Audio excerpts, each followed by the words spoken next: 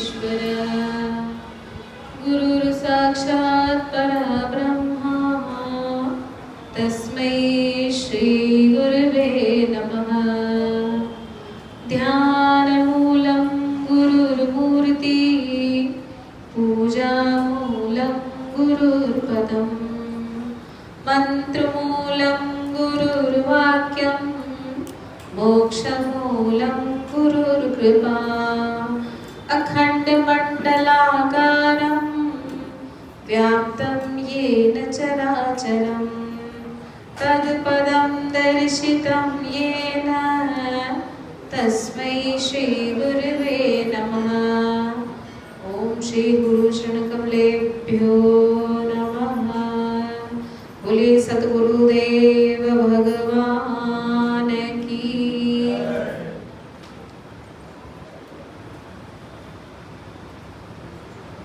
मंच पर विराजमान हमारे भगवान का स्वरूप पूज्य संत जन अलग अलग स्थानों से पधारे हुए अपने जीवन का अनुभूतियों का विराट दर्शन अपने अंदर समाये हुए हमारे बीच में बैठे हुए जो पूज्य संत हैं, हमको सूक्ष्म में अपने जीवन का कितना बड़ा अमृत प्रदान कर रहे हैं। इस बात को बड़ा गंभीरता से समझना चाहिए। हमारे जीवन में संतों का कितना बड़ा महत्व होता है। आज बिना गुरु के किसी शिष्य की कल्पना नहीं कर सकते हैं।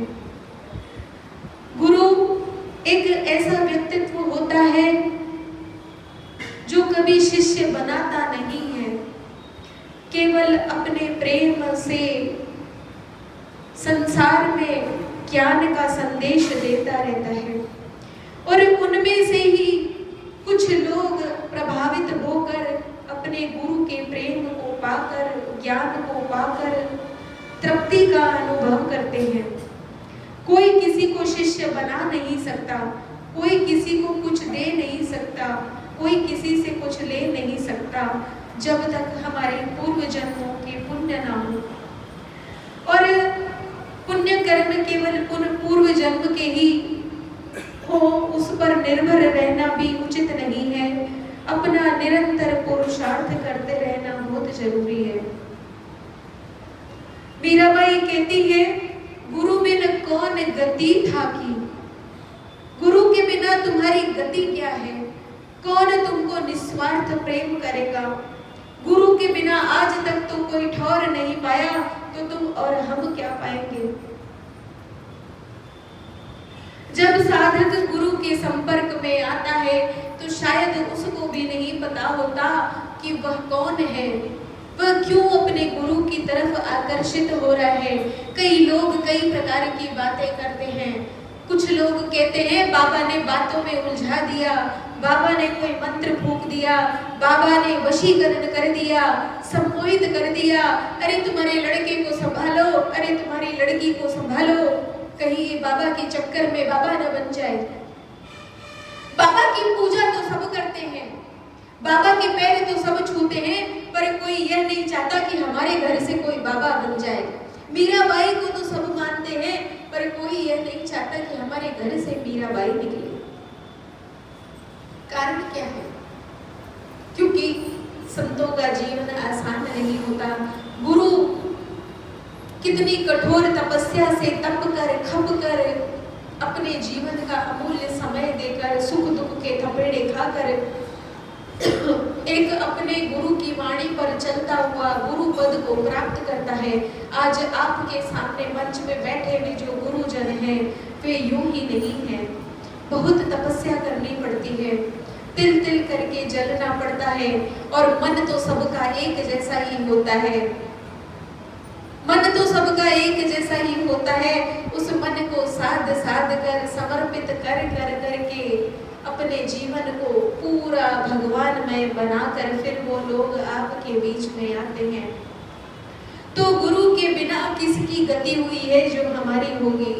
देखिए ना, तुलसीदास जी महाराज की अभी बात चल रही है। तुलसीदास जी महाराज ने हनुमान चालीसा जो लिखी है उसकी शुरुआत भी गुरु की महिमा से होती है और हनुमान चालीसा का अंत भी गुरु की महिमा से होता है। गुरु की महिमा को हनुमान जी महाराज की जो तुलसीदास जी के द्वारा लिखित हनुमान चालीसा है उसमें भी बताया गया है। दरअसल क्या है, गुरु का महिमा जो है ना माता पिता से भी ज्यादा मानी गई है, क्योंकि माता पिता तो इस जन्म के होते हैं पर गुरु तो हमारे अनंत जन्मों के माता पिता के रूप में भूमिका निभाते हैं। और ये जो गुरु के साथ प्रीत की जो डोर जुड़ी होती है, गुरु के साथ जो प्रेम का पागलपन जुड़ा होता है, वह संसार के लोग भले सम्मोहन कहें, चाहे वशीकरण कहें, चाहे कुछ भी बातें कहें, लेकिन गुरु की अहेतु की कृपा अपने शिष्यों पर प्रकट होती है और उसमें से भी गुरु तो सबको ही प्रेम करता है। अभी मेरा दिल्ली में एक कार्यक्रम था, हमारे वहाँ के एक महंत साध्वी जी की मैं गई थी, तो मैं बोल रही थी दीदी आपने कितनी मेहनत करते हो, कितने सारे प्रकल्प चला रहे हो, कभी कहाँ जा रहे हो, कभी कहाँ जा रहे हो, इतना सारा सेटअप आपने खड़ा कर रखा है। तो वो एक ही बात बार बार बोल रही थी, सब गुरु कृपा है, सब गुरु कृपा है, सब गुरु कृपा है। मैंने कहा अरे दीदी गुरु कृपा तो सब पर होती है पर पुरुषार्थ तो अपना भी करना पड़ता है, अपने पुरुषार्थ के बिना कुछ नहीं हो सकता। तब भी फिर भी वो हमारे को बार बार बोलती रही कि नहीं गुरु कृपा ही सब कुछ है, गुरु कृपा ही सब कुछ है। मैं एक बात कहना चाहती हूँ, हम सब लोगों के लिए ये तो बात बिल्कुल सही है, वो तो सब गुरु कृपा से रहा है, वो तो सब भगवान की कृपा से रहा है, पर मेहनत और पुरुषार्थ को त्यागा नहीं जा सकता और ये कहकर नजरअंदाज भी नहीं किया जा सकता। जब गुरु चाहेंगे तब हो जाएगा, जब भगवान चाहेंगे हो जाएगा।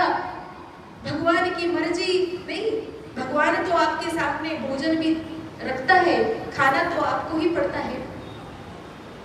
भगवान ने आपको साधन दिया, उस साधन का सदुपयोग तो आपको ही करना पड़ता है, यह कहकर नजरअंदाज नहीं कर सकते। सब गुरु करेंगे, सब गुरु करेंगे। गुरु सबके लिए सरल है, सबके लिए, किंतु कठिन क्या चीज होती है? आपके मन के अवरोध, आपका मन जो हर समय चटर पटर कुछ ना कुछ बोलता रहता है, कर्ण पिशाचिनी और कुछ नहीं है, आपके मन के अंदर ही मन कुछ बोलता रहता है। और उसके बाद भी यदि आप देखेंगे, क्योंकि हमारा जो बैकग्राउंड है वो तो साधना का है, योग का है, साधना का है, तो यदि आप मन की गति देखेंगे तो गीता जी में स्पष्ट आता है और आप सब भी अनुभव कहते हैं कर्मणों कहना गति, कर्म की गति बहुत गहन है। और मन जो है, मन तो बहुत ही सूक्ष्म है। अब आप देखिए ना, आंखों से कौन देख रहा है? हमें लग रहा है आंखें देख रही है, हमारा मन झांक रहा है। कानों से कौन सुन रहा है? हमें लग रहा है कान सुन रहे, मन सुन रहा है। पैरों से कौन चल रहा है? पैर चल रहे नहीं, मन चल रहा है। आपके 5 ज्ञानेंद्रियां, 5 कर्मेंद्रियां और 11वां मन जो इंद्रियों का राजा कहा गया है, इंद्र कहीं और नहीं बैठा आसमान में, आपके अंदर ही बैठा है। ब्रह्मा जी कौन है? भगवान ने आपको सृजन की शक्ति दी है। आप जो कहोगे वो हो जाता है, आप जो करोगे वो होने लग जाता है। तन्मे मनः शिव संकल्पमस्तु, एक उपनिषद है शिव संकल्प उपनिषद, उसमें भगवान शंकर ने केवल एक ही बात बताई है, मम मनः शिव संकल्पमस्तु। एक ऋषि बहुत समय से तपस्या कर रहे हैं और भगवान शंकर से ज्ञान प्राप्त करना चाहते हैं, करोड़ों वर्षों तक ओम नमः शिवाय मंत्र की साधना कर रहे हैं।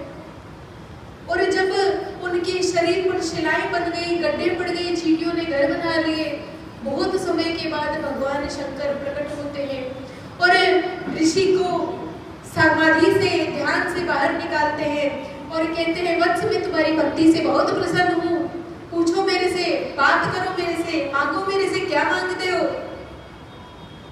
तो वह ऋषि कहते हैं मुझे आपका स्वरूप दे दीजिए, मुझे आप पूर्ण रूप से प्राप्त हो जाइए, इससे बड़ा सौभाग्य मेरे लिए कुछ नहीं होगा भगवान।